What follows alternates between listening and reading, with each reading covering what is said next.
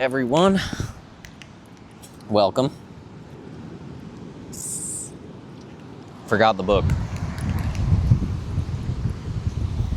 Today, we're going over the book called We by Robert Johnson. If you have seen any of my previous videos, the book called Ecstasy was also written by Robert Johnson. I think I briefly mentioned that I was going to start this one.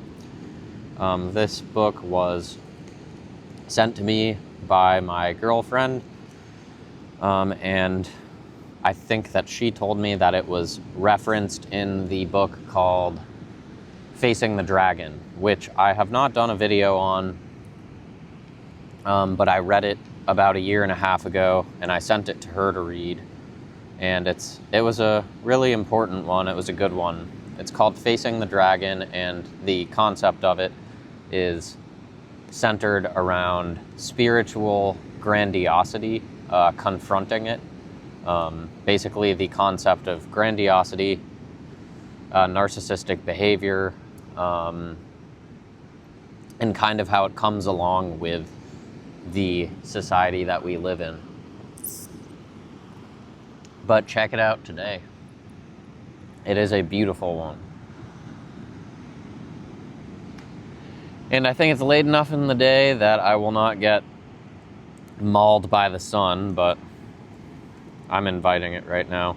Anyways, I am going to probably read the last 30 or so pages of this one. And I think the topic of description or discussion for today will be inner experience and outer experience, how they blend together, specifically regarding the concept of romantic love. I'll kind of flip through and point out some exciting thought-provoking passages that I noted in the book while I was reading it. I have about, I think, 35 pages left to read. But anyways, let's get into it while we still have daylight.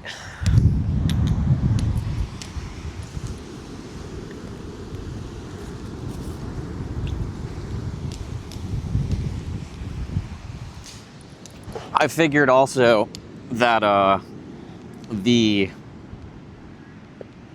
danger submerged object sign would be fitting for this discussion.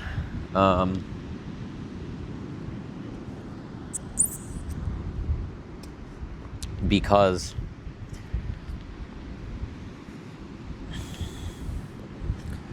a lot of the realities discussed in this book, and really any other work concerning Jungian ideals,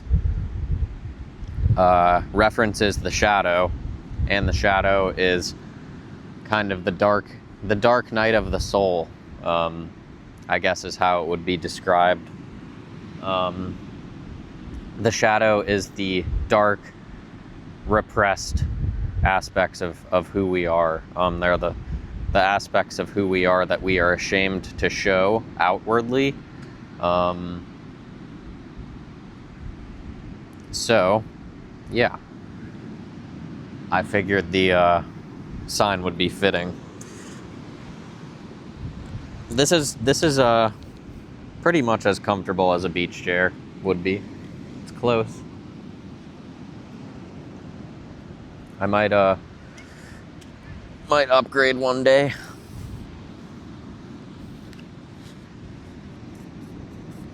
All right.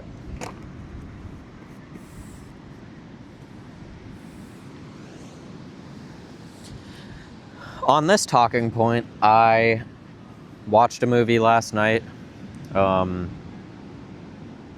think it was called either A Dangerous Method or A Most Dangerous Method.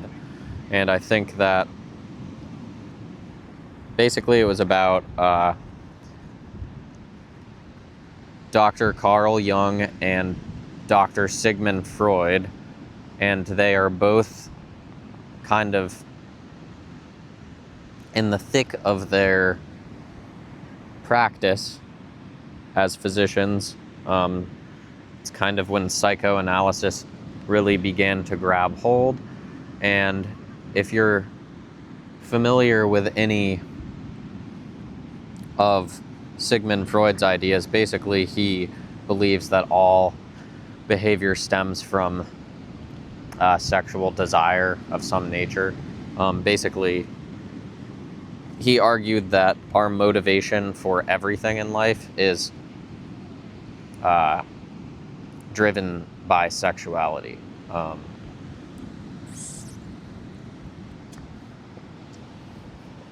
And I think that there's credence to a lot of his theory, but on the flip side, Dr. Carl Jung, he wanted to argue that it's not the only piece of the puzzle.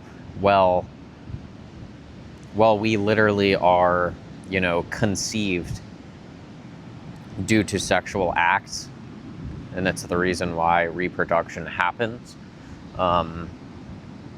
I think the idea that Carl Jung had was that beyond the actual conception and birth, life was able to have more meaning than just a search for the continuance of that. It was a interesting movie. It featured Michael Fassbender as Carl Jung, Keira Knightley as one of the patients who Dr. Jung ended up having an affair with.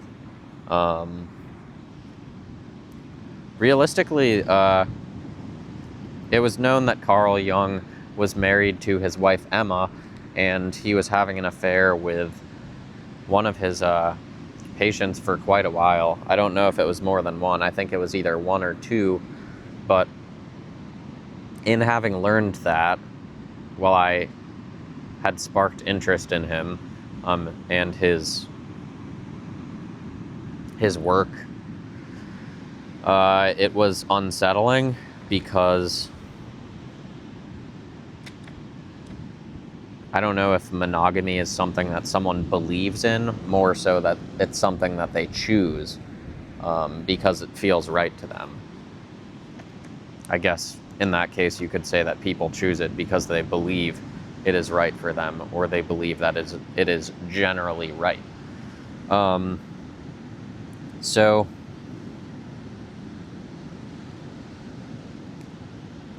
basically the film was pretty heavily laden with that concept. I mean, it was heavily focused on his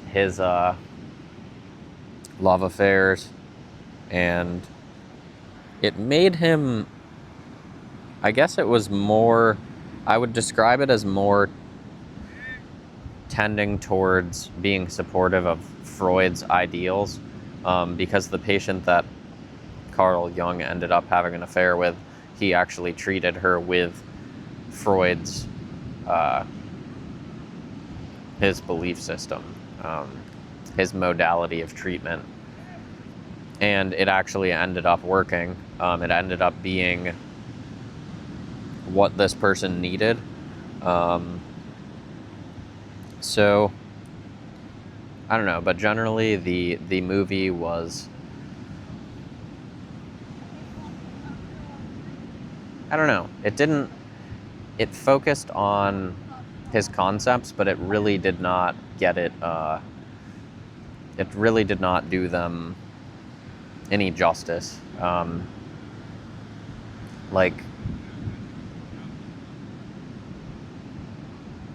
guess me having read more of Carl Jung's work, I would say that there was a lot more to it. I think that it was meant to be, I think that it functioned more as a cinematic, drama, because I mean, I guess there's drama in all life, but this movie specifically was, it was very sexually driven and dramatic.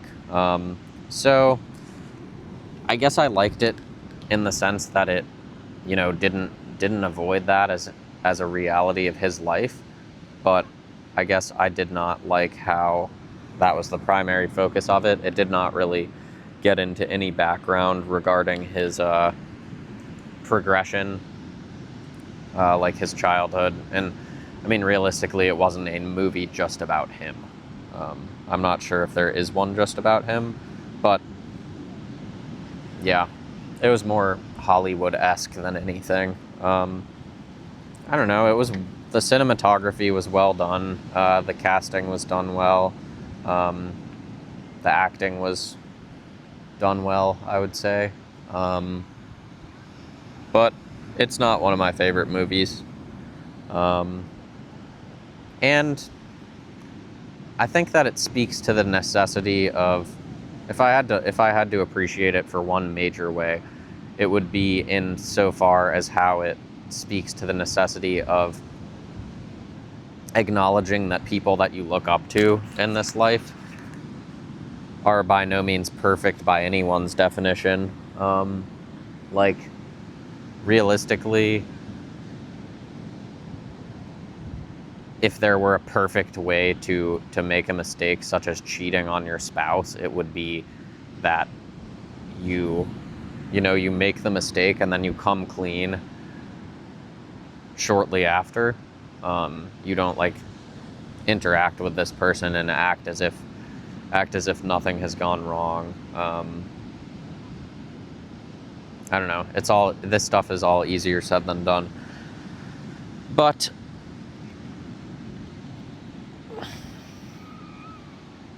anyways, I guess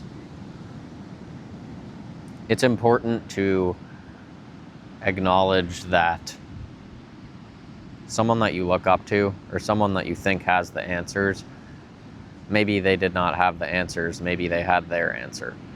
And I think Carl Jung had a phrase that he used to say, "Thank God I am young and not a Jungian," as in, I have found my own path.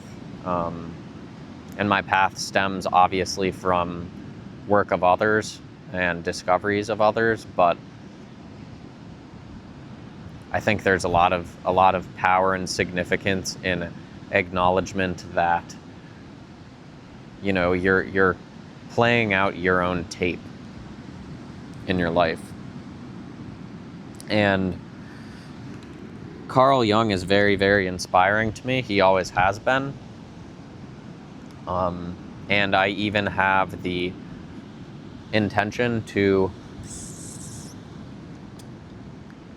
become a certified Jungian analysis through one of his institutions. But I want to perhaps dig deeper, and maybe not dig deeper, but take what he figured out, or take what he experienced, apply it to my own life in a sense where if I ever have influence on people in life, it's in that way. I guess realistically, I believe in the importance of what he discovered and what he practiced. So I guess I want to spread that, and spread it in a way where I'm applying it to modern situations so that people can palate it. Because the way that I came across his work was happenstance and natural. Realistically, the way I came across him was when I started taking psychedelics, psilocybin mushrooms. I started researching psychedelic integration therapy, and I started researching clinical trials that are using these drugs, specifically psilocybin.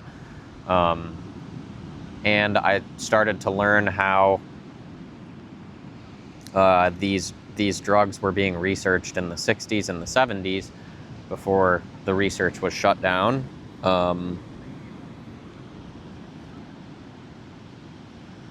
And the reason why I was doing this was because I was having extreme struggles with addiction. Specifically drinking and smoking weed, marijuana, cannabis, whatever you want to call it. Nicotine, caffeine. I kind of had this, I knew that I had to stop drinking because drinking was really like physically killing my body. So I did that, and I went to a residential treatment program for 30 days. I'll make videos where I describe these events at some point in more detail, because they're important parts of my story. They are instrumental in terms of why I love to read, really why I'm doing this. I feel like it's important for me to get a message out there. So that's what I'm attempting to do. And it just so happened that it evolved this way. This channel was my girlfriend's idea, because she said, you read so much, why don't you just film yourself reading in nice locations? So I started that, but then I realized that I read what I read because it's for the purpose of reminders, really. It's for the purpose of fighting the results of whatever is happening to us as human beings. Because weird things are happening. We're living through very, very, very weird times. I think generally people are looking for understanding. Generally people are looking for explanations of some sort. I think a lot of people are asking why. I think generally a lot of people are feeling very lost. I know a lot of people that are. On the flip side, though, I know a lot of people that are not letting it get to themselves. Fighting through it. So yeah, reading is one of the most important tools for me to fight to get through it. Because whatever happens will happen. And we leave behind clues for one another. Books that were written 100 years ago, 200 years ago, 1,000 years ago, they all contain reminders that we remain human no matter what. We remain human regardless of all that we leave behind. So, I'm grateful to have people interested in joining me in any way on the journey. I think that community is very important. So I've been thinking about it, and I think I'm going to ask if some of my friends would be interested in joining me for maybe conversations, or I don't know, see if anyone's read the same books, kind of do collaborations of some sort. I want to get conversations going, really. Anyways, so the book called We by Robert Johnson, an elegantly constructed, superior inquiry into the psychology of love, the essence and meaning of romantic love, revealed and redefined through Jungian philosophy.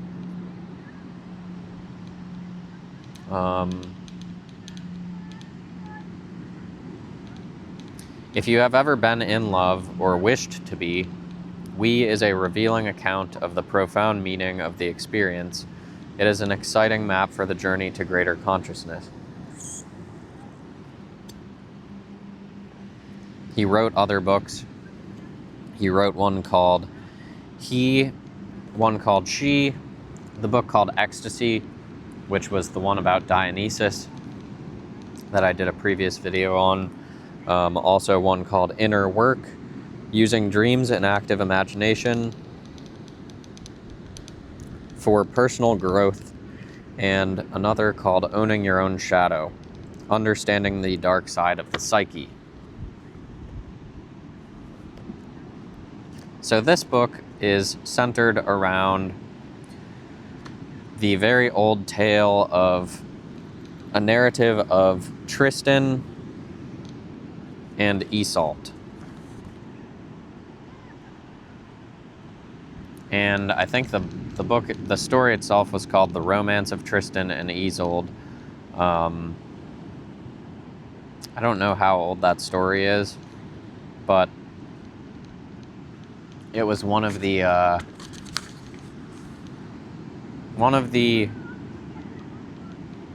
really old ones, just like Shakespeare's Romeo and Juliet.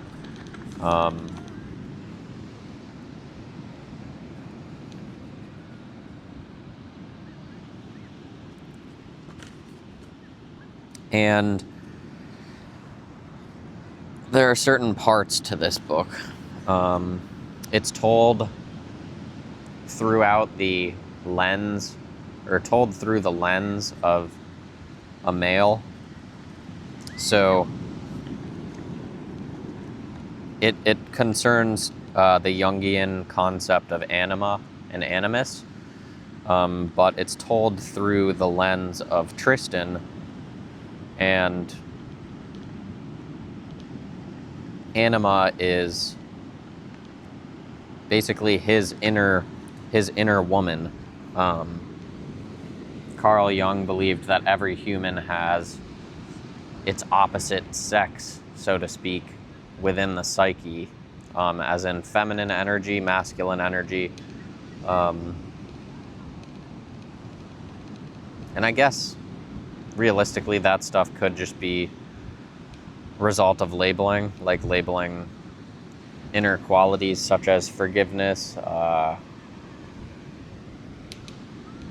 emotional capability as feminine, and then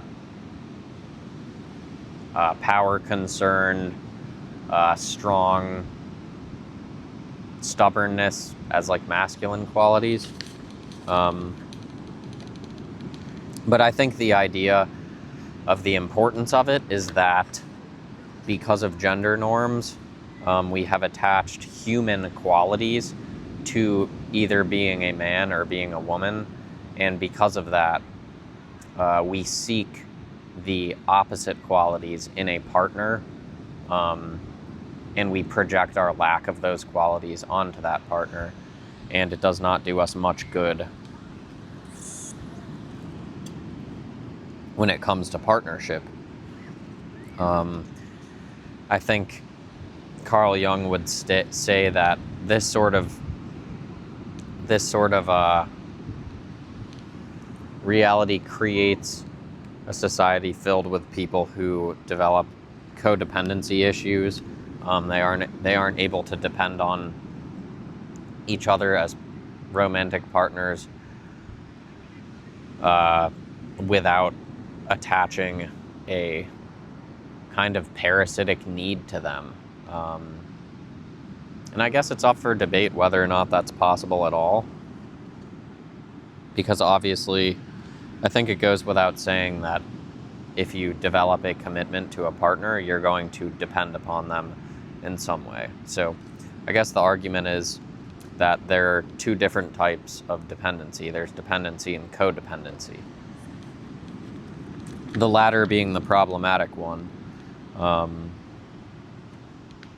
which causes almost like a negative feedback loop when it comes to our relating to partners.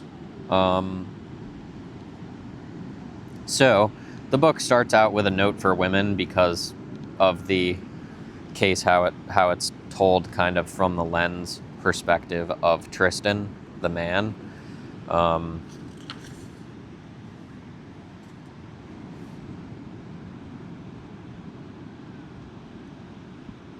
So each part kind of goes through a stage of his development, and the story is, I think the story for me was best interpreted symbolically, as in, if you read it, you'll come to find that there are two Iseults that he interacts with. The first being his projected ideal, basically his anima, which Jung would describe as the soul. The soul of a man is the anima, and I guess the soul of a woman is the animus. But basically, Tristan meets the queen, and he projects his soul upon that queen to a point where it's not possible for her to be what he wants her to be. She is the position of a grandiose fantasy of his, basically.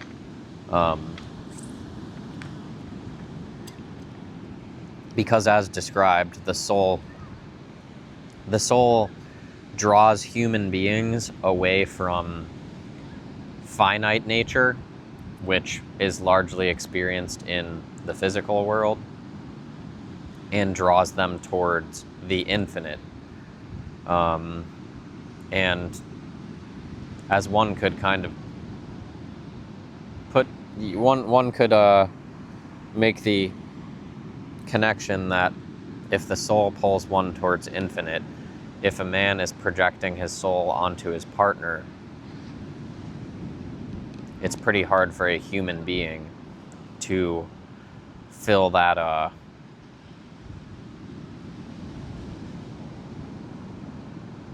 guess you could say intimate characteristic. Like the soul drives us toward God.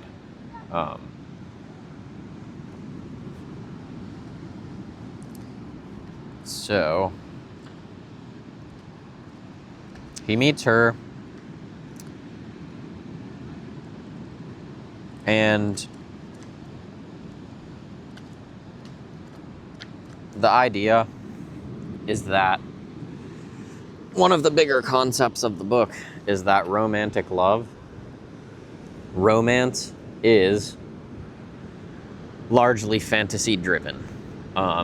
It is delusion invoking, as in it's not down to earth. It does not concern itself with finite nature. It does not concern itself with fallible human nature. Like romancing tends to put in our minds unrealistic expectations upon others. And I think that romance doesn't only pertain to sexual attraction, but romance is a concept where you project fantasy due to the anima or the soul as a man onto anything in life. Like you project fantasy upon the woman that you're with, you project fantasy upon the society that you live in. Pretty much anything. Like it's very easy to romanticize many things in this life. And at the opposite end of that spectrum, I guess love not involving of romance would be love which acknowledges that there is a cosmic sort of infinity within all living things, including ourselves, but that these things are required to be explored symbolically within ourselves, so that we do not seek it in other human beings.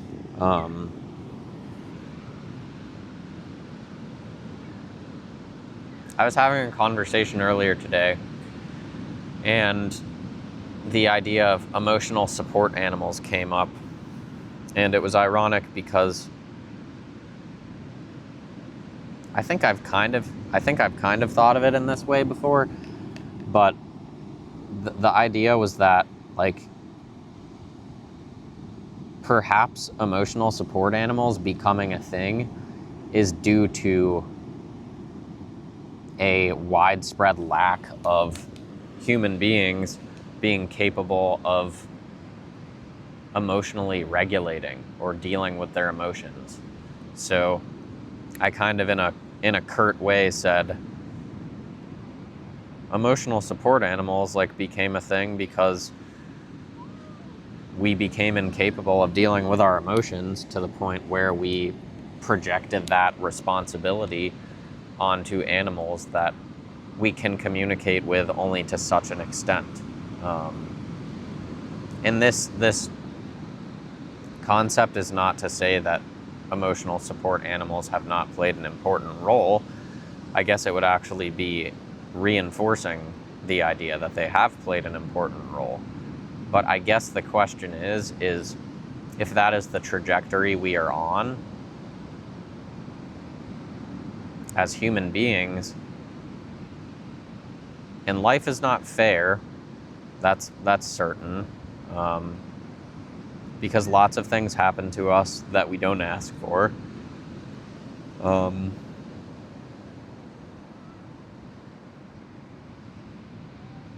Good things happen to bad people, bad things happen to good people.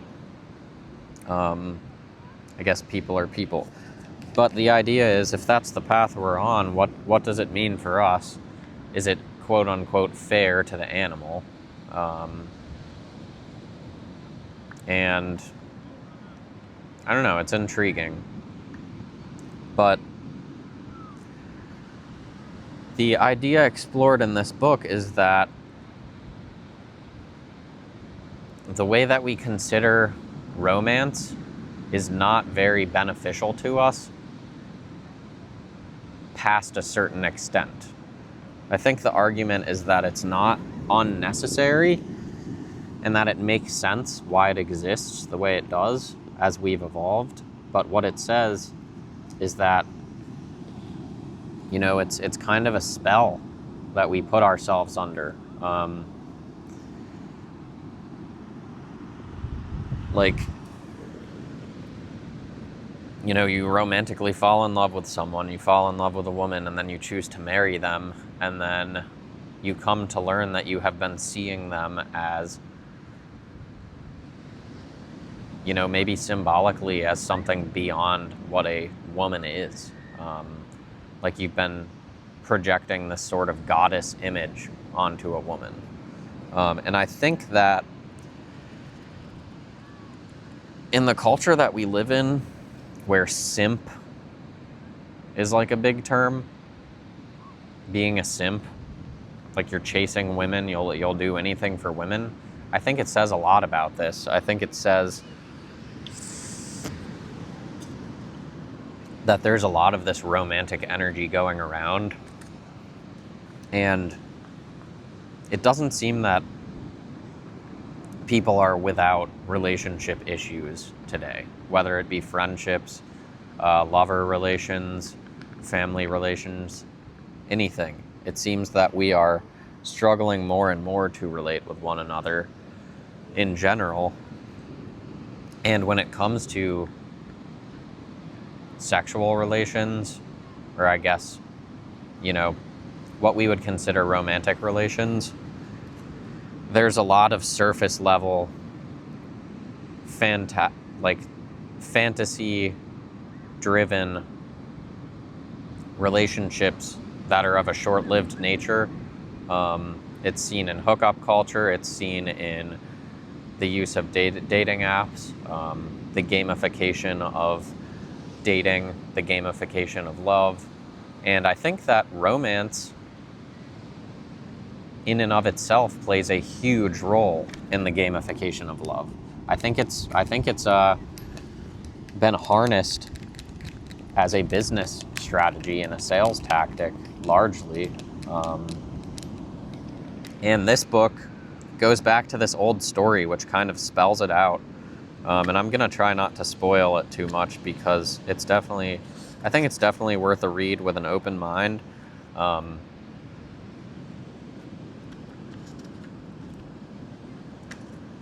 I think it's written from the standpoint of an open mind, which is cool, because it doesn't push anything too much.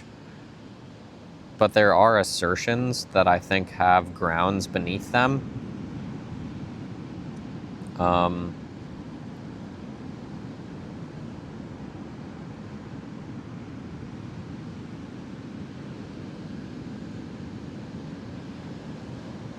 What we seek constantly in romantic love is not human love or human relationship alone. We also seek a religious experience, a vision of wholeness.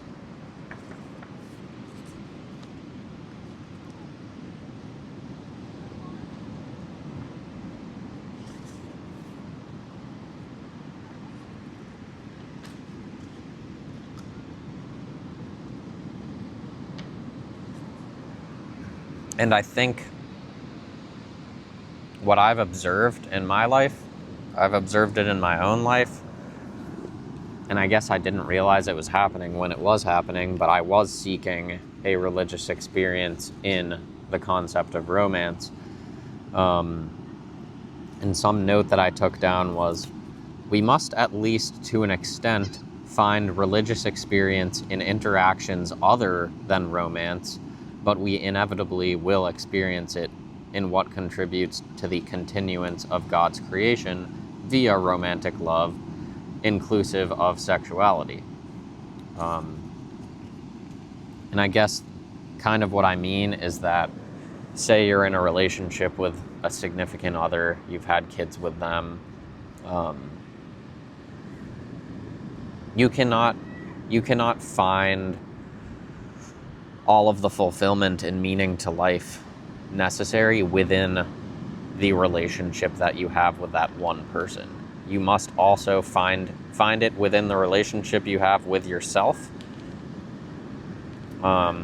which I guess in general terms is how you guide your own actions. Think about how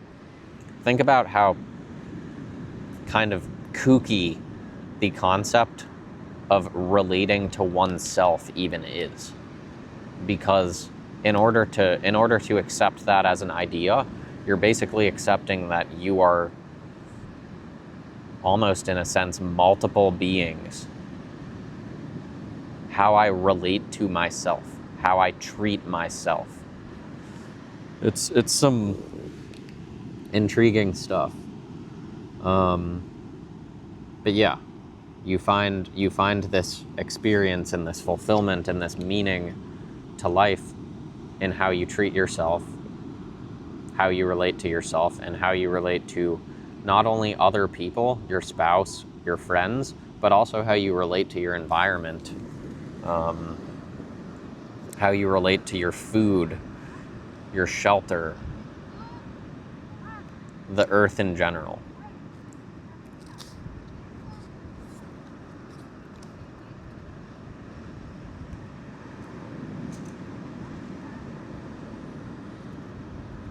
Tristan's attitude toward Iseult is reflected a Western man's attitude toward his soul.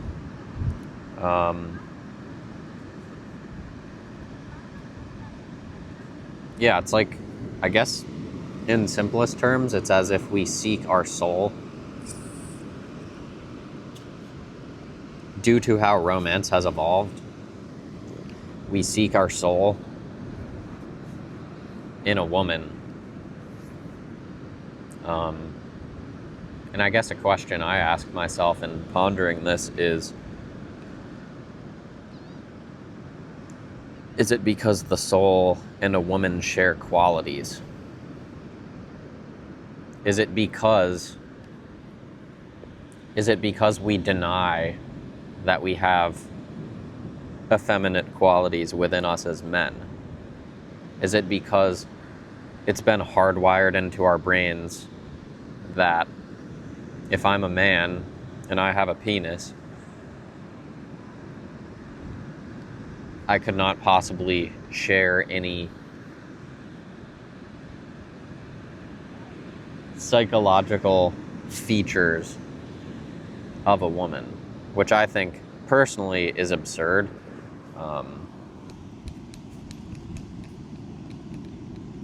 I'm not a woman, but I live in a world with women, and as far as I'm concerned, we're both human beings. I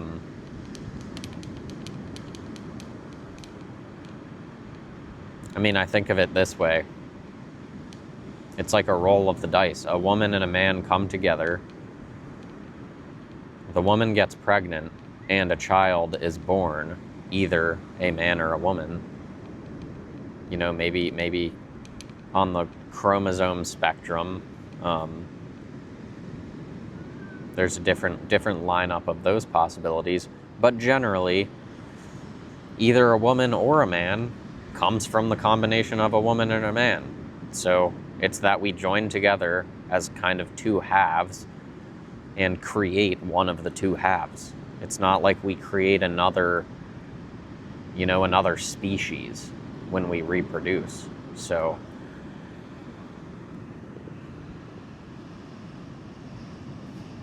I think it's relatively simple if one looks past societal ideologies and social norms, gender norms, things that are largely used as sales forces.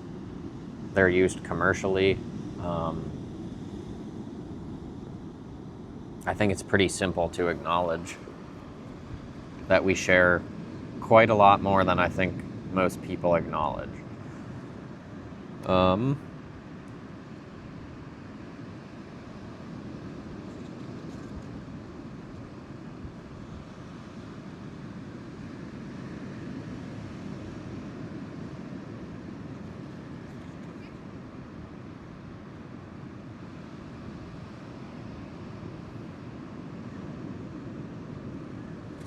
One thing that stood out to me, it's been a long day. One thing that stood out to me as important while reading this was that it was kind of made clear that when Tristan fell in love with Iseult, the projection of his soul, it became so that, there were life experiences that pointed out to him that this potion, this love potion, which caused him to fall in love with her in the romantic sense, wore off, and I guess due to the intoxication that came with it, the chaos, the thrill, I guess as we would say in modern times, the dopamine hits, he seemed to be addicted to this ideal, to the point where, as he met the second Iseult, which was the fallible woman who was beautiful, she had purpose, she contributed to the world, she was human. He realized that he had this opportunity to be with this woman, and he didn't want it. And the book describes how a lot of Western men, or I guess now that the world is the way it is, a lot of men seek this romance, and they end up in this romance, and they experience the chaos, the thrill, the euphoria, and then when the chance to actually level with another human being as a woman and not as a goddess comes, they either don't know how to accept it or they don't have any interest in accepting it.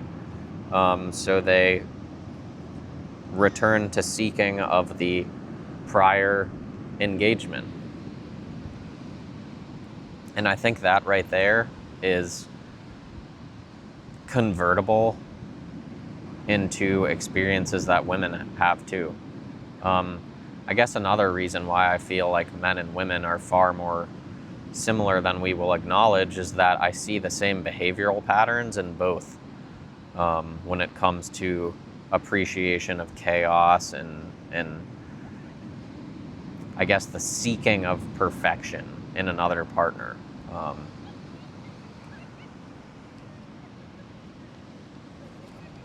So I guess I'm not going to read the rest of it today. I'll finish it. I think I'll finish it tonight. I've got just the last part left. I've completely finished the narrative, which is 4 parts, and then there's the conclusion, which I have left.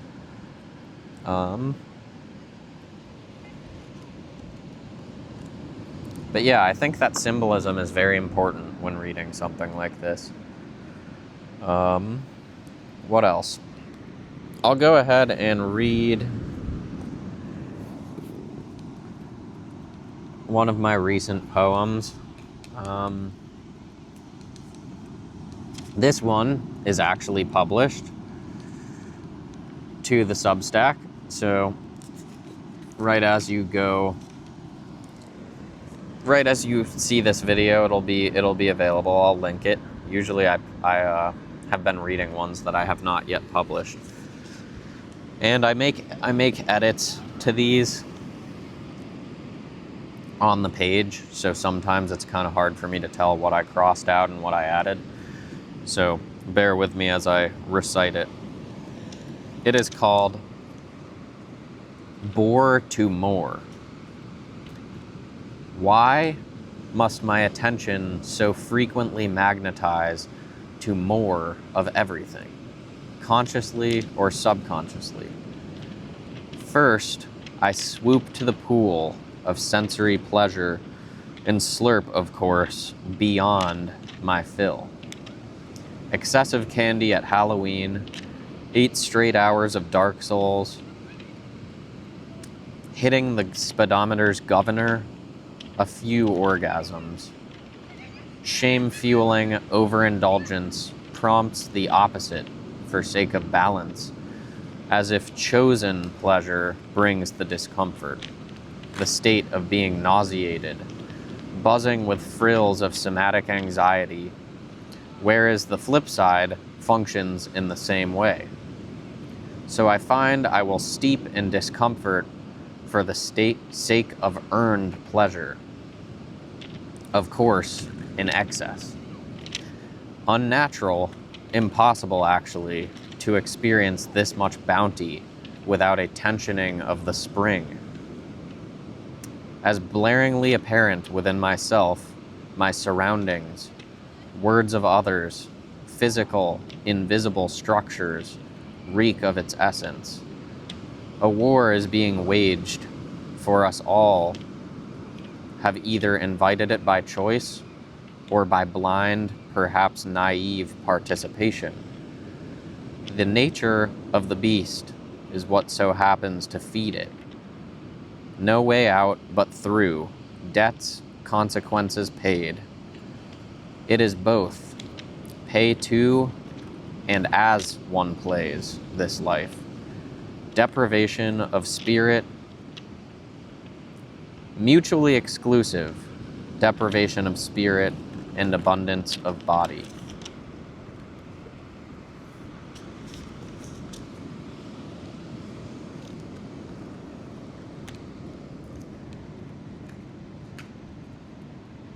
Another one,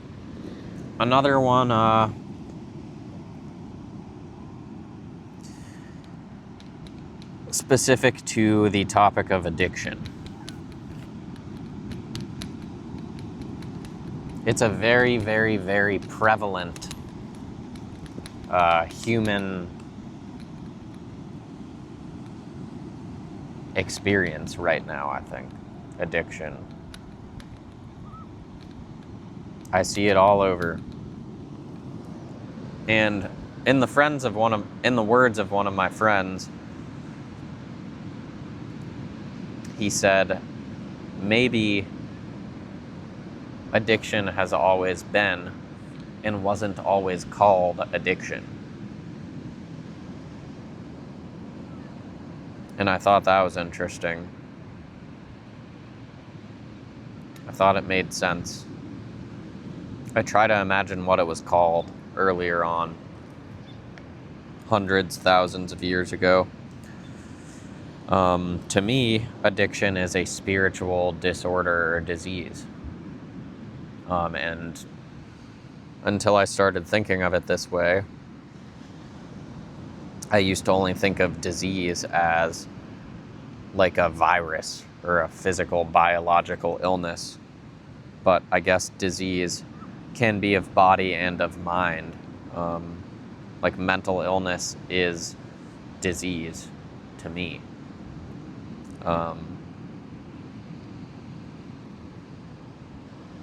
Anyways, it's a beautiful day. I think the water is like in the 60s now. It's starting to warm up. First time out here in shorts.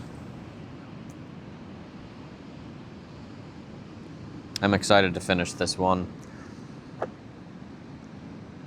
I've got to finish The Doors of Perception and Heaven and Hell.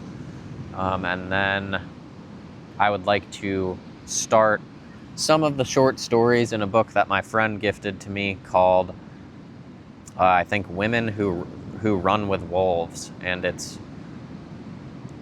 I think another Jungian analysis, another Jungian analyst who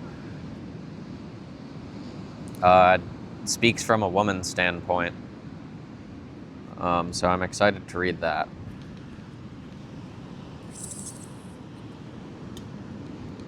And then another couple that I have on standby or in the stack are The Tibetan Book of the Dead, The Broom of the System by David Foster Wallace, and which was his first novel written, I think, when he was 23 and undergraduate. Or that's when it was published. He wrote it when he was an undergraduate. What else? I definitely have a lot more, but I guess it's a question of which ones I'm going to be reading in order. All right. Well,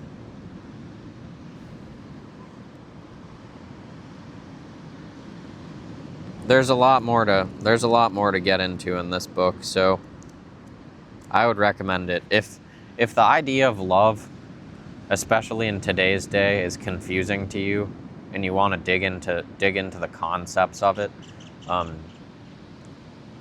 ask yourself some questions. I would recommend this. I would also recommend the ecstasy book that I did the video on, and Facing the Dragon is a great one too. Maybe I'll read that again and do a video on it someday.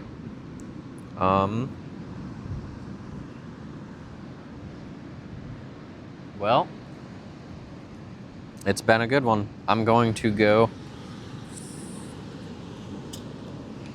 exercise. How do I get out of this? I'm gonna go exercise and get something for dinner. We by Robert Johnson.